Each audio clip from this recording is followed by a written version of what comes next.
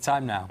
If your home is in need of a lick of paint, then you'd probably jump at the offer of help from an interior designer. A new show on BBC One sees homeowners hand over their front door keys for the ultimate makeover, but there is a catch. Yes, the interior designers are all amateurs, and often the only homes they've decorated before are their own. In just a moment, we'll speak to the presenter, Celia Sawyer. First, though, let's see some of the designers' handwork. Oh my God! Oh my God! Wow! What have we done? I don't like the tapestries, I don't like the red ceiling. What about you? You've got to be honest. Yeah, I don't like it. No. Does this make you think that perhaps Kelly's feature wall was actually not that vibrant and bold after all? Yeah, maybe it was quite safe. At least I only had one wall. Yeah. This is sort of every wall, isn't it? You know the two designers are Yeah. going to be back to do a joint room. I need to relay your messages back to them. Okay. Anything you want to say? Yeah, I think I'd like Nick to take control. Maybe Kirsty locked in the cupboard. Right, OK. This is colour overload, I think, definitely. The red and all the tapestry on the wall is way too much. It didn't go well then, did it, Celia? It didn't look like you liked that yourself, actually. I just find it a little bit busy to go to sleep in, I think. It was quite a shock, I have to say. Just explain the premise, how it works. So there's a home, and someone comes in and says, I'll do that. Well, basically what happens is we've got couples that, or families that have design dilemmas for whatever reason. There are various different reasons. And they don't know what else to do but to call help. So they've sort of decided to take a risk and have these amateur designers in to do a room each. So they get two in each home, and then they do a joint room, the two designers, at the end. They don't meet the designers until the rooms are all finished. Do they give them any indication of what they want to do?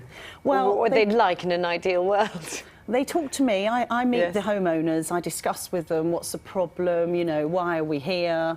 And they say whatever it may be. You know, some of them just don't have a clue what they want, so that's very dangerous, obviously. And others, you know, may say they want a very light room, a very dark room. They don't like this, they don't like that. They're not overly specific, but it's a generalisation of what they want. And then I relay that back to the amateur designers. But by contrast, you do know what you're talking about in relation to this. Is it hard to keep zipped when you can see a kind of nightmare scenario unfolding? Well, I see it unfold when I first go and look at the room after the designers have done their bit in the individual rooms. And I have to say, I have had a few shocks, some good and some not so good. And then I have to sort of bring them together and say, you know, we've got a joint room to do, the family have said this, that and the other, please listen. You know. Do people assume that sort of being an interior designer is sort of an easy thing to do? Yes, I think they do. I think people think it's a nice business to be in. It's, you know, pretty colours, and we put some nice fluffy cushions around and stuff like that. But actually, when you get to it, the nitty-gritty of it is actually quite tough. You know, you've got people's lives that you're dealing with. You know, they live in that environment. It's really important that you get it right. It's not just about fluffing up a few cushions. Have you had people in tears? Of course. Really? Myself almost as well. Really? What, because you see people's dismay? I didn't say whether it's joy or happiness. Oh, I see. Or joy or All right. sadness. All right. But we've had mixed. OK, so what happens if they don't like the rooms? They have to live with it, do they? Well, I mean, unfortunately, they take a risk. Right. That's the name of the game. They know what they're letting themselves in for. And if they don't like the rooms, it's a shame. But we hope that perhaps if they don't like one room, they'll like another. Yes. So, you know, it's probably worth them taking the risk because they're getting a nice new, you know, makeover. Is the world, do you think, divided between people who have the ability to see a room and kind of make it look lovely and those who, frankly, don't? Is it as simple as that?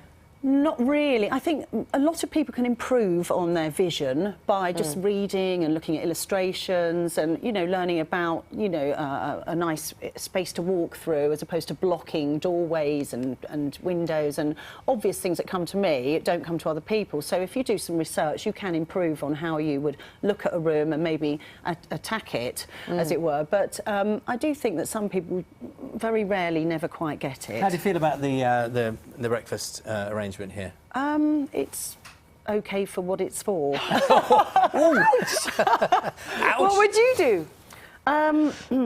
Well, you don't want people sitting here for long, do you? Because it's quite uncomfortable. We sit here for 3 hours and 15 minutes. Yeah. Well, OK, it has It's a supposed to be function. Do very you think it should be comfortable. more comfortable? Is that what it is? The sofa should be more comfortable? No, I don't think so. You might get people sort of dropping off. Right, Oh, OK. I see. So that bit we've got right. Colour? Colour's OK. I mean, it's bright. It's bright. I don't know what else to say, you Damning know. with faint praise, I think it's lovely. I don't want to criticise the studio. It's a studio, isn't Yeah, it? yeah. So, A studio's a studio. yeah, Do you know what? I like it. good. Nice to see you. Thank you very much. Good luck with the tears and the joy. I Yes. hope you're going to watch. Good luck to everyone. Your Home in Their Hands starts tomorrow night at 8 p.m. on BBC One.